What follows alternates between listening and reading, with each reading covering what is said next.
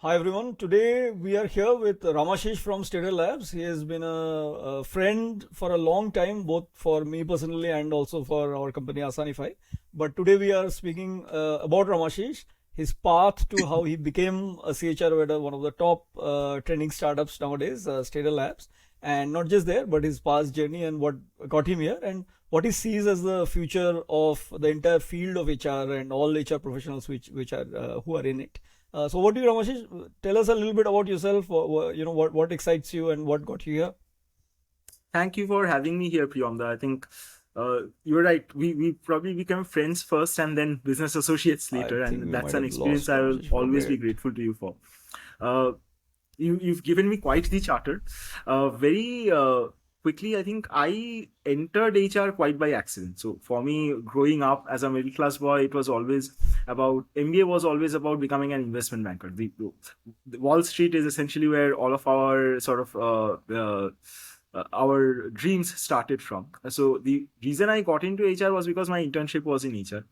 And what I realized in the internship is that this is a very interesting mix of psychology and processes, and two things that genuinely interested me. Like, uh, went through various roles across largish companies called there was this I started my journey with this company called Higher Appliances, then went to this private equity firm called TPG, which had bought Oh out wow. this retail front end in India called Vishal Megamart, before I went for my MBA at ISB. Right, post ISB I was again in completely non-HR stuff. I was doing operations for a startup, for my own startup, Oh and wonderful. So you have my been an life entrepreneur was, yourself. So you understand the yes. entrepreneurial journey also.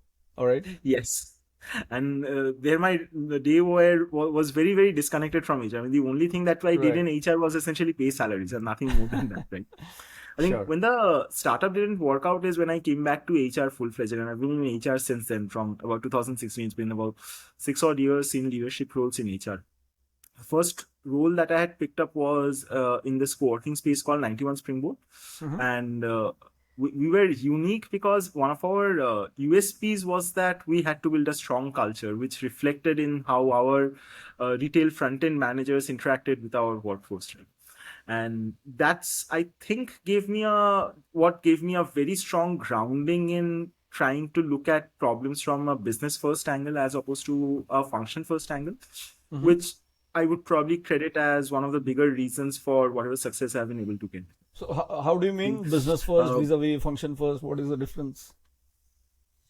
I think from a generic problem definition perspective, it's sort of looking at thing in a something in a very micro format as opposed to a macro zoomed out view. So Mm-hmm. hypothetically speaking, for instance, imagine if as something as simple as a recruiting problem, right? Mm-hmm. Now, if you approach a recruiting problem of, let's say, hiring a product manager, go out for a startup. The formula is you go out, figure out a couple of consumer internet companies, figure out people who are interested from those consumer internet companies, assume that the hiring process in those consumer internet companies is going to be robust and get them in. Okay. And that's where the hire that you end up making will always be at a certain cost level, which is going to trend according to what the market is going to trend now. Right. And like all hires, there will be a success ratio attached. Mm-hmm. On the other hand, I can also look at this problem a little bit more in detail, wherein why Mm-hmm. is it that I need this product manager? What specific problem is this person going to solve? Am I Mm. getting this person in because I need more direction and strategy in the product team? Am I getting this Mm. person in because I need them to own a certain new product that I'm coming up with? Because based on these Understood. conversations, the kind of people that you target at a Mm-hmm. separate sub-segment level is going to be Mm-hmm. very, very different. So So imagine you're saying if I'm the going for an, hiring for a job starts even before you write the job description. First, you have to understand the who, what, why, basically the why for it first. Why do you even correct. need this person? Okay. Correct. And that goes back to any function's existence. If you think Mm. about the reason that any function should exist, while it is all well and good to say that I exist in order to make my employees happy, at the end of the reason I exist to make my business successful. If my business did not exist, I would not exist. Does that mean that I do not aim to make my team members happy? Absolutely. But the reason I aim to make my team members happy is because it has cascading effects on the business. That Mm-hmm. understanding the linkage, I think, is critical in establishing context, and getting context allows for most people to take better decisions. That's one principle that I've tried instilling in all my team members as well. So most of my reviews and team Sure. meetings are usually spend about 80% of my time on driving. Do you understand the why? Mhm. And frequently I would ask them to sort of articulate the why back to me so that I'm clear that Understood. they understand the why. The rest Right. of it, people have spent a ton of time in school, in college. They're smart enough to figure it out.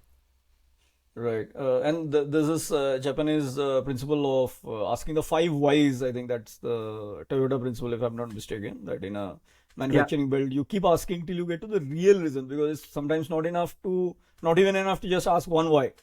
You have to go yeah, really deep, and that's something we absolutely. do when we are launching a new product to understand more. But you're saying the same philosophy applies even to doing any job, but especially your job as a HR person. When you're looking at a role, understand more than just a job description and where and how to get the person, but understand what the exact role of the person is in fulfilling the ambitions of the company overall.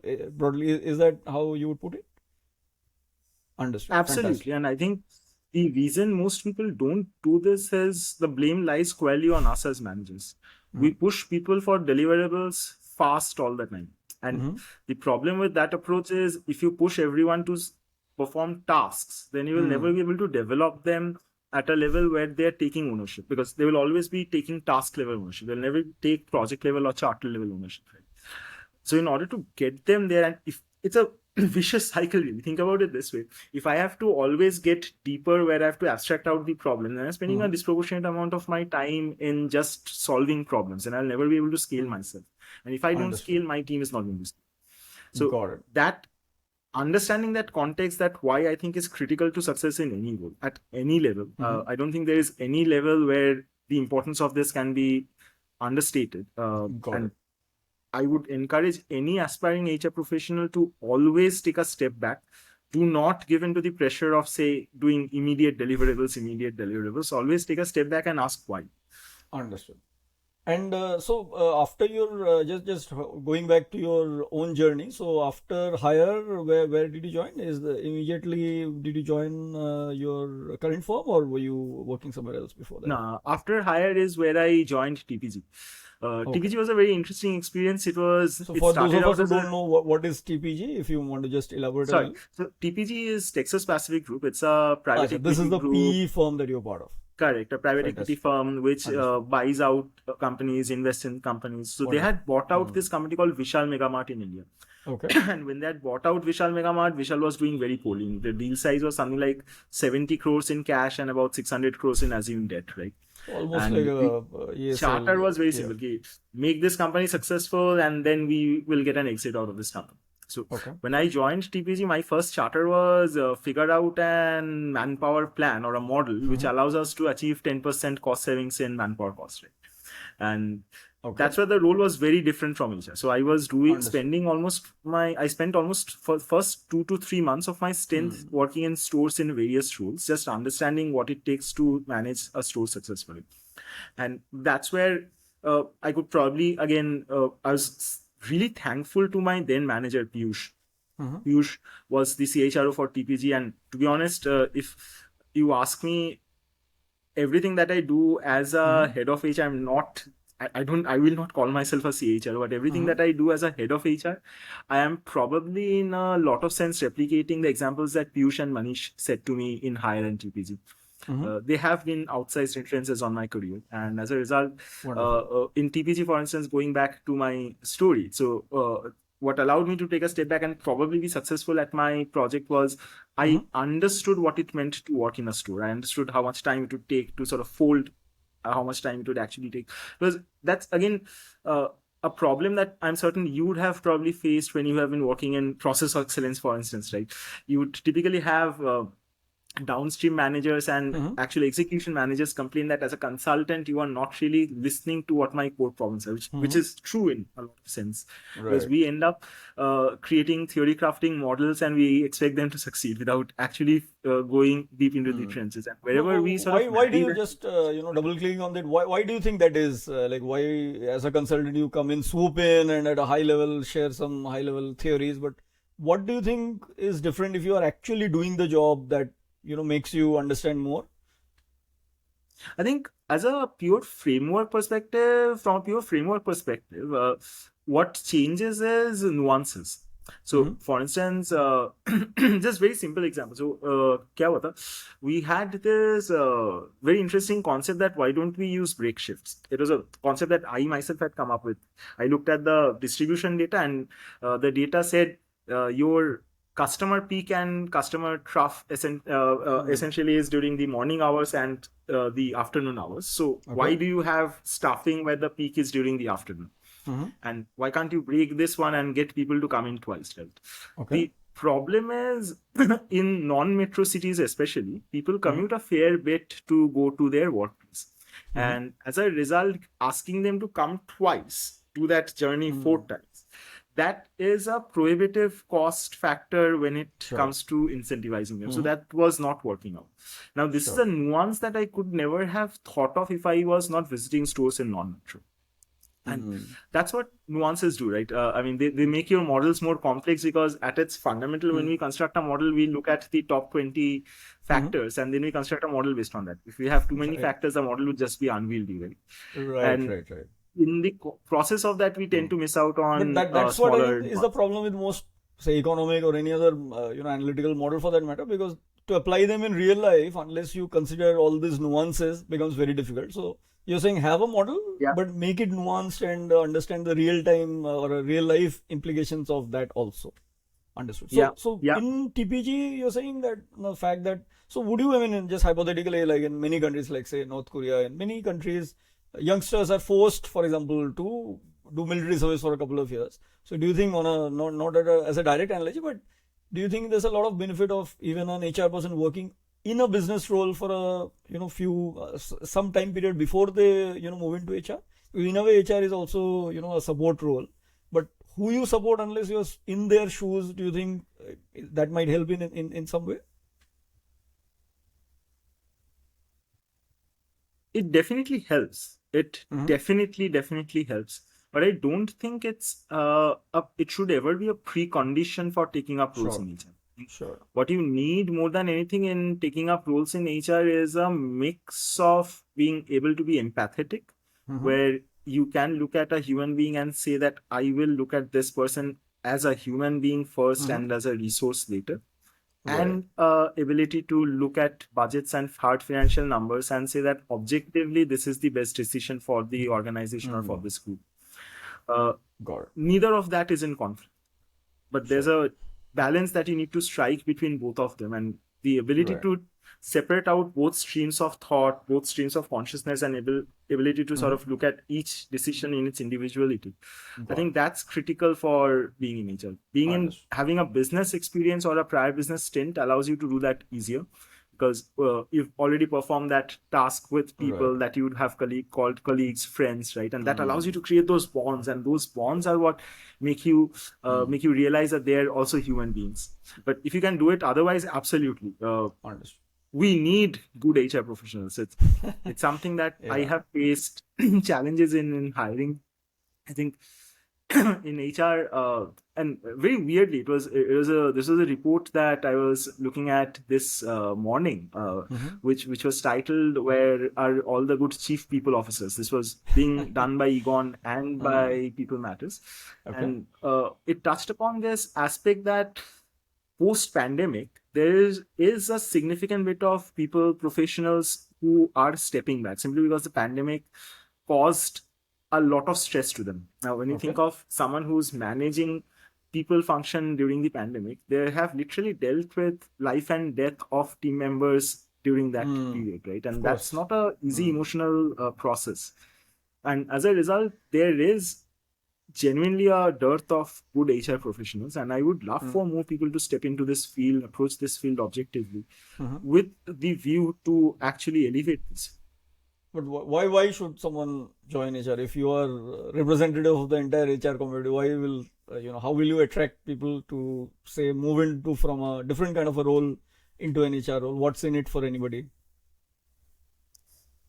To your point, I'm saying if you are trying to talk to or convince a business professional who has been in a line function for say 5 years, how will you sell the whole HR field to that person? How will you attract him to switch fields and join an HR, HR role? I have a very standard answer for this. I promise you that I'm not trying to show off, but if you think of the standard production function, the only two elements that affect production are capital and labor. Okay. GDP as a function of production, right? Sure. The only two levers that are Sure. fundamental are capital and labor. And if you can affect these levers, then you are going to improve your output. So from a very basic perspective, it is not just an important factor. It is one of the two important factors that you have with which to influence your business.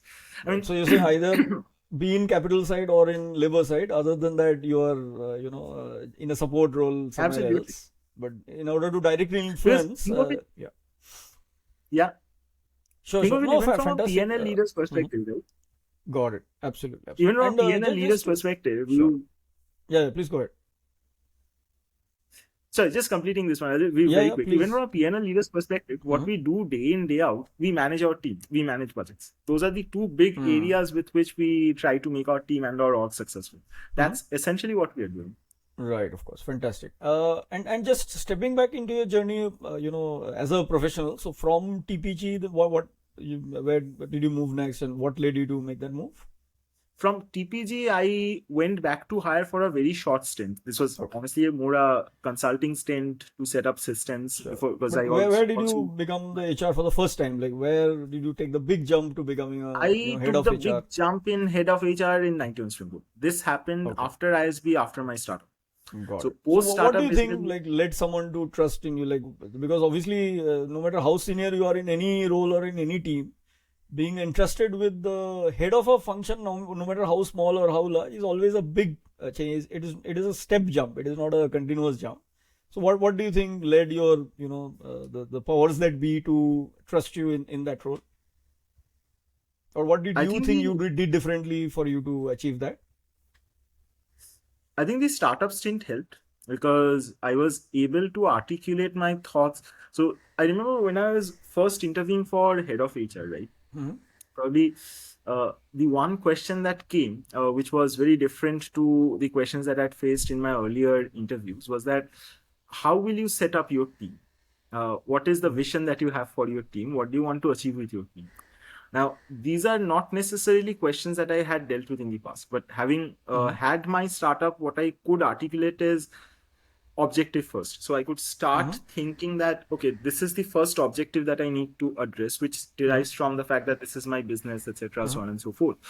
And I think that is, to be honest, why probably Varun, Pranay, and Anand, the founders at 91, we liked each other, and that's where the journey at 91 started.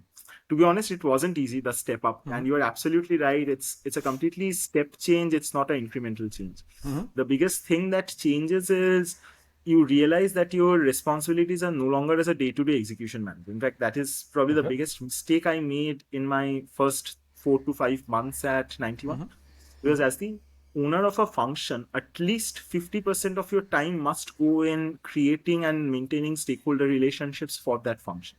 It's much the same as running a business. As the owner of that business, you have to front end external responsibilities. You are the face of that function. You can't walk away from that responsibility. Exactly. Yeah. And that was what I was not doing, because the rest of the function, which is where my earlier experience was not doing that. But ever since then, I've tried becoming better at that. I'm by nature genuinely an introvert, so my downtime is usually spent at home. So how does an introvert push themselves to becoming a leader? Because being a leader has to involve talking to other people. So how did you handle that for yourself? I don't have a great answer to this, Priyamla. To be honest, for me, what happened was that I realized that this had something to be done, and if I did not do it, then others in my team were suffering.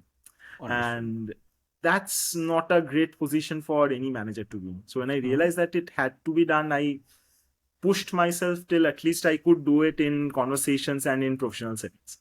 And beyond that, it's not something that I'm great at, but it's something that I can, I think, get by passively right now.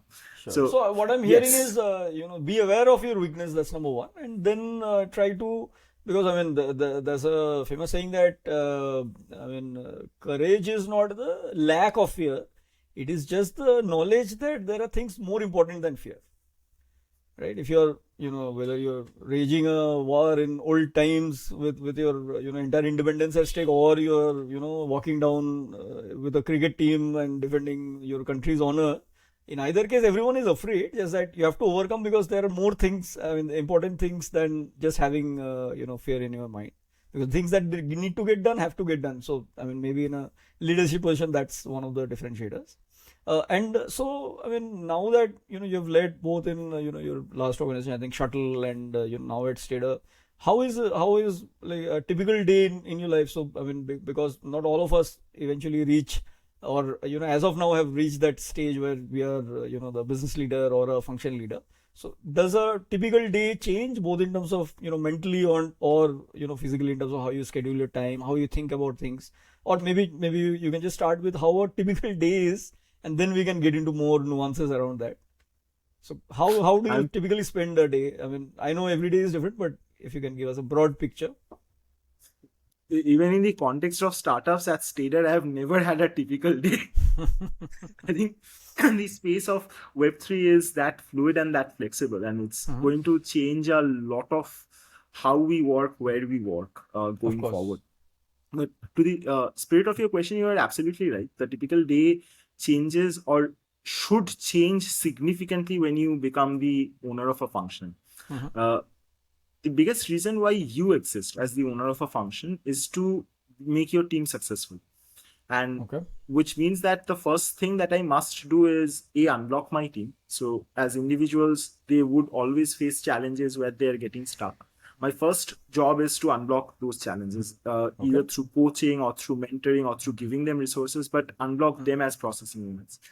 The second thing that I should be doing, and where I probably, this takes up anywhere between 30 to 40% of my time on any given day. The second thing that I am supposed to be doing is represent the team, which is either to internal stakeholders, which is potentially to external stakeholders. But this representation of a team goes multiple. So even for internal stakeholders, for instance, imagine fundamentally you as a business leader, you are my customer, right? It's not just about maintaining relationships with you as a customer, but it's also about nurturing and making you successful. That's the kind of engagement or relationship that we're in. So a part of my days should also be spent, and what I do spend is in understanding your current challenges, your current problems, the issues with your team members. How can I better support you there, right? And then reorienting the team towards whatever priorities we decide on. This will usually take up anything between 20 to 30% of my time. The rest of the time, as the owner of a function, you will always get ad hoc stuff. Because when you think of the kind of requests that you get on a normal day, right? You have things that are, if you were to think of a matrix, then you could usually classify them either as complex or not complex, somewhere in that spectrum. And you'd be able to classify them as sort of something that's repeated and something that's one time, somewhere in that spectrum. Anything that is complex and is one time, it is probably not right to expect a team member to get that done. That can't be delegated. Because that's not productive use of their time. That will upset their rhythm that they're working on. These have to be shouldered, front-ended by the leader themselves. Something that's complex and is going to be repeated, I'll probably create a process for that. But the first portion, I should always budget time so that I can front-end those myself. Finally is where the strategy portion comes in. This is honestly less than probably 5% of my time day to day. But this is also important to, at the end of the day, take a step back and think about whether everything that I did today actually sat within the framework of what I want for the organization. Because it's very easy to otherwise suddenly realize a week later that, shit, this week, everything that I've done, I don't know how important that is. It doesn't feel like I've done anything this week. So it's very important to do that retrospective every day, I would say. I've always been a fan of, in some religions and in many, regions and customs, that at the end of the day, when you sit down, you say 3 things that you're thankful for in life. And people do it as a family when they sit down for dinner. But I think in traditional product management also now there is a official retrospective and some of these concepts.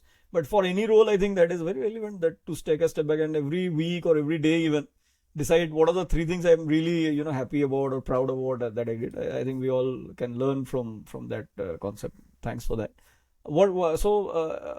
Are there things that you feel are very different now than maybe when you started? I think broadly, I think 3-4 years you've now been heading functions at different capacities, right? So anything that has changed, especially pre-COVID and post-COVID, in your mind? I think the biggest change pre and post COVID is work rhythms. To be honest, I should qualify this that over the past 5 to 6 years, in general, people have been asserting more about what their rights and their needs should be, and that's a good thing. Okay. If you even chart it out across generations, then psychographically, the generation before us were very obedient of structures. So when I think back to, for instance, my parents, etc., right, you will typically see that they spent a far longer portion of their lives in one single organization. They're very focused on going by the rule book rather than questioning why the rule exists. That mindset or that outlook is changing. And it's not about being good or bad. It's simply that it's changing. Now, if this process I think it's goes also on, because of people the will rate demand of more change. Because what has happened is, things were a little bit more static in terms of growth, both in GDP and changes, especially with technology. But obviously, with more change, having a same structure becomes more difficult over time. I think that may have something to do with. But Correct. yeah, please continue your point. Yeah.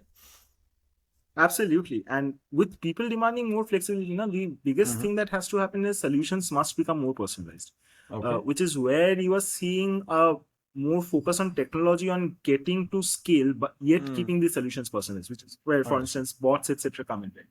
Otherwise, you could govern by policies that this is the policy, this applies equally to everyone. But why do you need a bot to, for instance, understand a particular situation and ensure that each customer feels that they have personalized attention? It's because customers are today asking about personalized attention, and that's very, very important.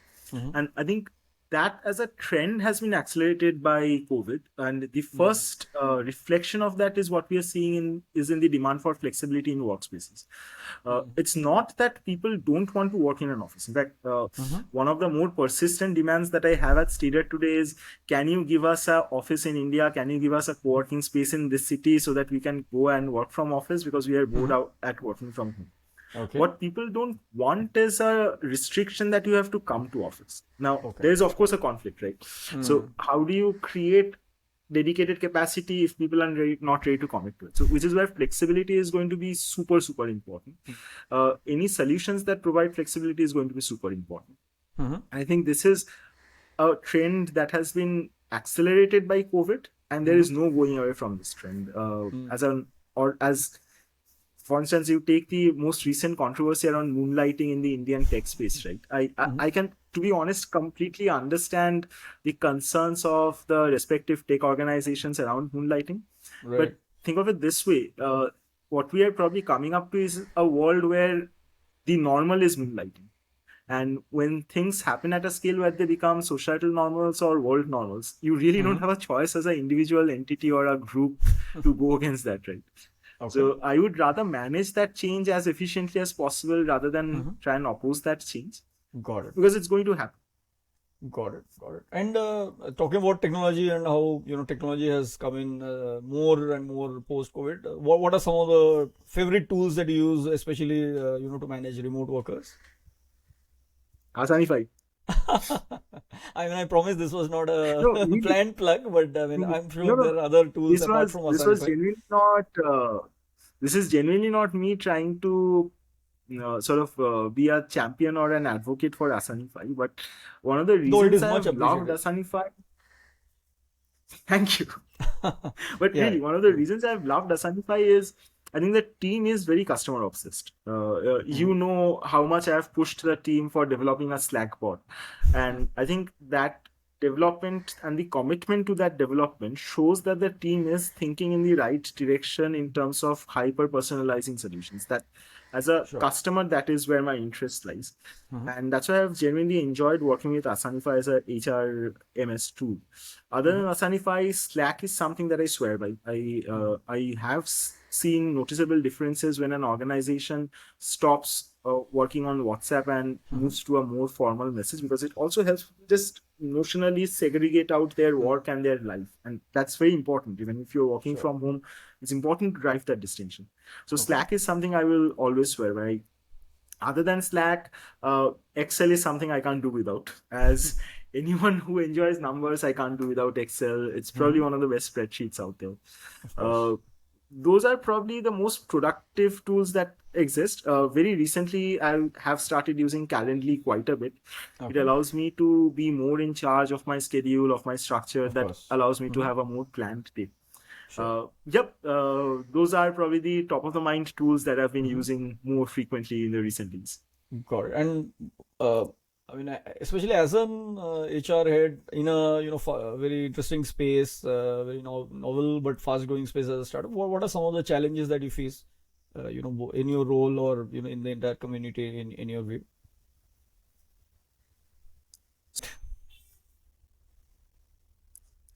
How will my business be successful? How will I get to the next ARR mark?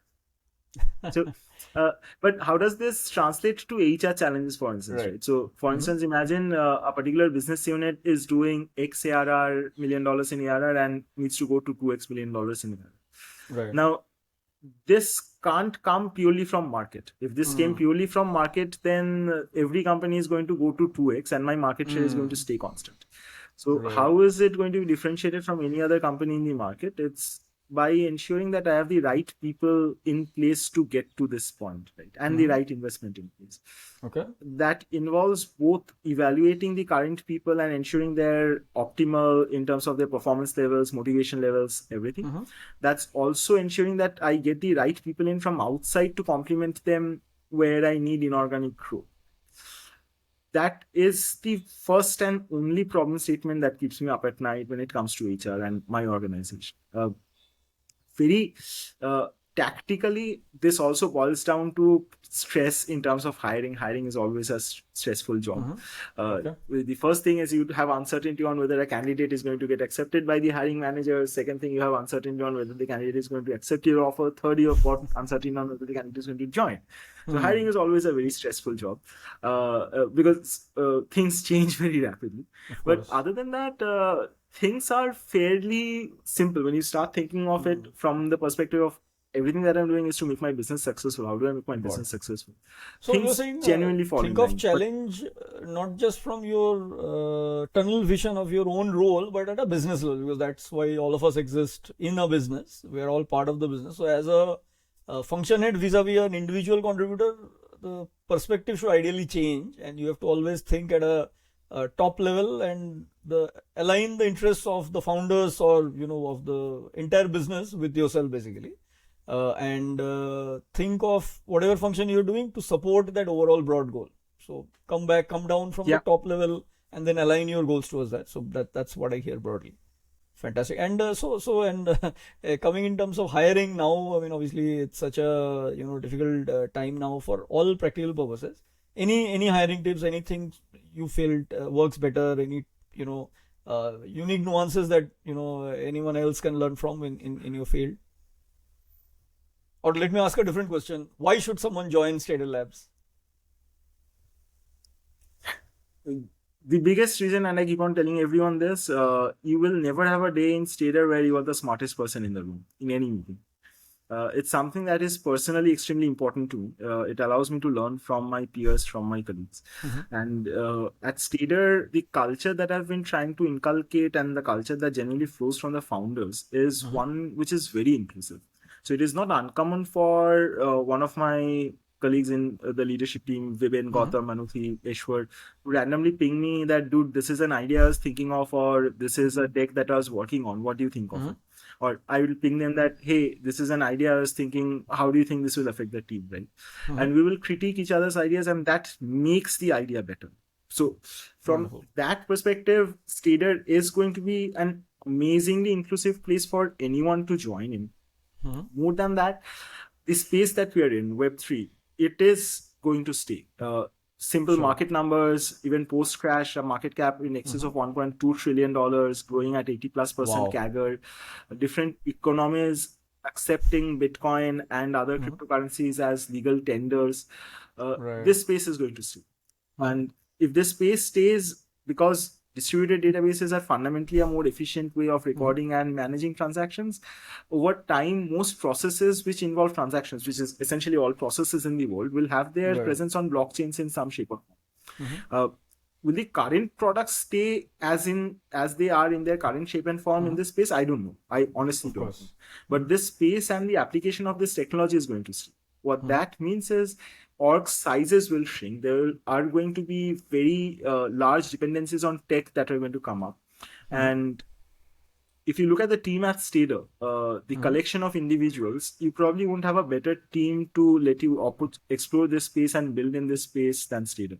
Wonderful. If you are looking to grow fast, and if you want an environment where you would like to grow fast, yet have amazing colleagues to work with and feel included, you should join Stader. Fantastic. That makes me very excited about Stader and of course about our partnership. So we spoke a lot about your career and your journey and even the HR's perspective. What about say the founder's perspective from your view? When should now that you've worked in small to and made companies large? I think Shuttl was 350 people at its heyday. Here also I think Stader you're about 50-60 people if I'm not mistaken. So when should a startup founder think of hiring their first HR? Because that's many founders start doing the so-called HR role, and I put it in quotes because I feel mainly at the early stage is just paying salaries on time for everybody and hiring of course because a founder always has to do that. So when should they think of getting in a specialized person as a senior level hire for the HR function? What is the right time do you think in the startup's journey? I'm speaking from a founder's perspective here. Right. I would say that any point in HR is a critical function of my team, of my project. If it doesn't exist and if I'm not utilizing team members properly, it's the same thing as not utilizing the funds that I've raised properly. That dooms the project. So from that perspective, I would probably hire someone the moment I have either a gap in my skill. So as a founder, if I don't have the requisite skill set to motivate, engage, and align team members, then I will need to hire someone in HR as my second employee. Nothing more than that fast, you're saying? That's if as critical as the do immediate that, top 5. Yeah, absolutely. And if I can do that, however, and what I need is someone to free up my bandwidth, then the point where I can no longer dedicatedly look at human resources and think about people problems, I'll need to hire a HR. In my experience, the moment your company goes to about 20 to 25 people, you should probably be getting someone in at least for the bandwidth, because that's enough of a size for you to specifically start thinking every day about how is this person feeling, how do I make this person more successful. And if there is no one thinking about that, then it's not a very efficient structure for you to be in. Right. Of course. So just hiring is not enough. You have to make them productive and make them work the best towards achieving the overall objective of the company and of course the shareholders. Fantastic. And I think we've almost reached the end of our discussion. As much as I've enjoyed it, and it's a pity that we have to let you go. Of course, you're tremendously busy day. So where can our viewers hope to get in touch with you? I am on LinkedIn. Happy to accept and we'll interact share with people all your on LinkedIn. So your preferred mode is LinkedIn. We'll share obviously the my preferred mode is LinkedIn. My official email ID is something that I'm we'll available share, at as well. Happy to interact with all our viewers. Of course. All right. Thanks so much. Pleasure speaking with Ramashis. Have a wonderful day ahead. Thank you, Priyamda, and thank you everyone who's watching for listening in. I enjoyed this chat with Priyamda. Our conversations have always been enjoyable. This is the first time that we have done something structured, and I loved every minute of it. Thank you, Priyamda, and your team for giving us the opportunity.